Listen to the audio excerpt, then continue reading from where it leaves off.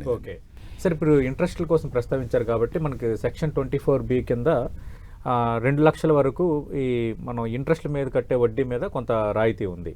అది 5 lakhs వరకు పెంచొచ్చు అన్న ఒక డిస్కషన్ జరుగుతుంది. మీ అంచనా ఏంటి? ఒకవేళ పెంచడం అనేది బెనిఫిట్ అవుతుందా కాదా?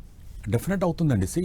ఇది కనుక కాలేదనుకోండి, అంటే 2 లక్షల రూపాయలకు అనేది మీరు అది అంటే ఈ రోజులలో కనుక తీసుకుంటే దాని పెద్ద ఇంపాక్ట్ ఉన్నది ఏం కాదండి అది కూడా.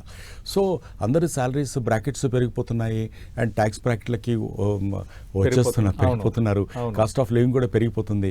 కాబట్టి ఆ బెనిఫిట్ ఇవ్వడం అనేది చాలా ఇంపార్టెంట్. సేవింగ్స్ పర్సంటేజ్ అనేది కొంచెం తగ్గిపోతుందండి కాస్ట్ ఆఫ్ లివింగ్ అనుకోండి, పిల్లల ఎడ్యుకేషన్ అది వెళ్ళిపోతుందండి. కాబట్టి ఆ బెనిఫిట్ అనేది మట్టుకు చాలా రోజుల నుంచి మా కంటిన్యూస్ డిమాండ్ అది. కానీ ఈసారన్నా కూడా దాంట్లోకి డెఫినెట్ గా రావాలని కోరుకుంటున్నాం.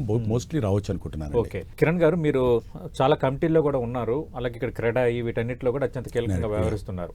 అంటే మీరు ఒక పేపర్ ఏమైనా రెడీ చేసి ఏమైనా ఇచ్చారా? అంటే రియాలిటీ రంగం ఇది కోరుకుంటోంది అని స్పెసిఫిక్ గా మీరు ఇండస్ట్రీ వైపు నుంచి ఇలా చేస్తే బెస్ట్ రేట్స్ కి వినియోగదారులకి ఇల్లు ఇవ్వగలుగుతాము అన్న అలాంటి ఫార్ములా ఏమైనా ఉందా? డెఫినెట్ గా అండి. లాస్ట్ మంత్ కూడా మేము ఒకటి సబ్మిట్ చేయడం జరిగింది గవర్నమెంట్ కు. సో దాంట్లో మోస్ట్ ఇంపార్టెంట్ థింగ్ ఏంటంటే గవర్నమెంట్ ఈ హౌసింగ్ స్కీమ్ లోకి రావడం అనేది కంటే కూడా కొన్ని జోనింగ్ కనుక జరిగితే ఈ పర్టికులర్ జోన్ ఈ suitable for this middle class segment, ఇక్కడున్న వాటిల్లో ఇలాంటి స్కీమ్లో ఇలాంటివి వచ్చే వాళ్లకు మేము ఈ బ్రాకెట్లో ఇస్తాము. మీరు ఎలా అయితే బిఓటీ ప్రాజెక్ట్స్ లాగా మిగతా వాటిలలో చేస్తున్నారు, దీనికి కూడా ఒక స్కీమ్ను మీరు డిఫైన్ చేయండి. చేయడం వల్ల బిల్డర్స్ను మీరు ఒక స్టేక్ హోల్డర్స్ లాగా, పార్ట్నర్స్ లాగా మీరు తీసుకోండి అనేది సజెషన్ ఒకటి ఇవ్వడం జరిగింది. రెండోది ఏంటంటే మీరు until and unless you give a subsidy in registrations also. ఇప్పుడు మనకు 7.6% ఉందండి తెలంగాణలో. That is ridiculous. అంటే పాపం బిల్డింగ్ కట్టుకునే కంటే కూడా ఆల్మోస్ట్ కట్టుకునే దాంట్లో ఒక 15%, 20% ఇంటీరియర్స్ అవుతుందండి ఈ రోజులలో. అది కూడా చాలా పెరిగిపోయినాయి దాన్ని కూడా.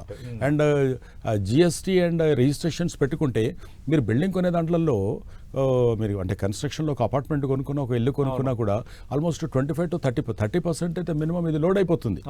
అంటే ఎలా ఉంటుందంటే ఇనిషియల్గా ఎంటర్ అవుతున్నాడు, అక్కడ లాస్ట్కి వచ్చే వరకు వాళ్లకు వీటన్నిటి దగ్గర స్ట్రక్ అయిపోయి 7.6% రిజిస్ట్రేషన్ ఫీజు, 5% జీఎస్టీ, 5% జీఎస్టీ, మీరు అన్నట్టుగా ఇంటీరియర్స్ ఒక గృహ ప్రవేశానికి 100 మందినైనా పిలుచుకుంటాము. అది ఒక 2-3 లక్షలు కాకుండా ఇంకా అదనంగా మనం ఫెసిలిటీస్ కు మళ్ళీ అవన్నీ ఇచ్చుకోవాల్సి వస్తుంది. ఎమ్యూనిటీస్ కి ఇచ్చుకోవాలి. తర్వాత ఒక 1 year కార్పస్ అంటారు, గేటెడ్ కమ్యూనిటీ అవుతాయి. సో ఇవన్నీ కూడా మళ్ళీ ఒక హ్యూజ్ అమౌంట్ ఒకటేసారి వచ్చి పడుతుంది. అంటే ఎండ్ యూజర్ పర్స్పెక్టివ్ లో చూసినండి, బిల్డర్ పర్స్పెక్టివ్ లో కూడా పాత రోజుల్లాగా లేదండి. ఈ రోజుల్లో ఎలా ఉందంటే క్యాపిటల్ ఇంటెన్సివ్ అయిపోయింది. అంటే ఇప్పుడు ఇనిషియల్ గానే అన్ని అమౌంట్స్ అన్ని కూడా ముందే తీసుకున్నారు. ఇంపాక్ట్ ఫీజెస్ అని ఉంటాయి, ఇంపాక్ట్ ఫీజెస్ కానీ లేకపోతే మీరు గవర్నమెంట్ కట్టే ఫీజెస్ వీటన్నిటిని కూడా చాలా అంటే ఒక బిల్డింగ్ లో ఇంతకు ముందు వర్కింగ్ క్యాపిటల్ మనకు కన్స్ట్రక్షన్ పెట్టుకుంటే సరిపోతుంది అనుకునేలాగా లేదండి ఈ రోజున. సో చాలా ఈవెన్ మీరు డెవలప్మెంట్ మీద ల్యాండ్ తీసుకొని మీరు ల్యాండ్ కాస్ట్ తగ్గించుకున్నా కూడా మీరు కన్స్ట్రక్షన్ కాస్ట్తో పాటు ఈ అడిషనల్గా గవర్నమెంట్ కట్టేటువంటి స్టాట్యూటరీ కాంప్లైన్సెస్ లో ఉన్న వీటన్నిటిని మీట్ అవ్వాలంటే it is costing as a bomb. చాలా చాలా హ్యూజ్ మనీ ఇక్కడ పడిపోతుంది ఇదంతా కూడా. సో దీన్ని ఎంతవరకు తగ్గిస్తే more number of people will get in to the affordable segment. ఎందుకంటే అఫోర్డబుల్లో మనకు మార్జిన్ తక్కువ ఉంటుందండి.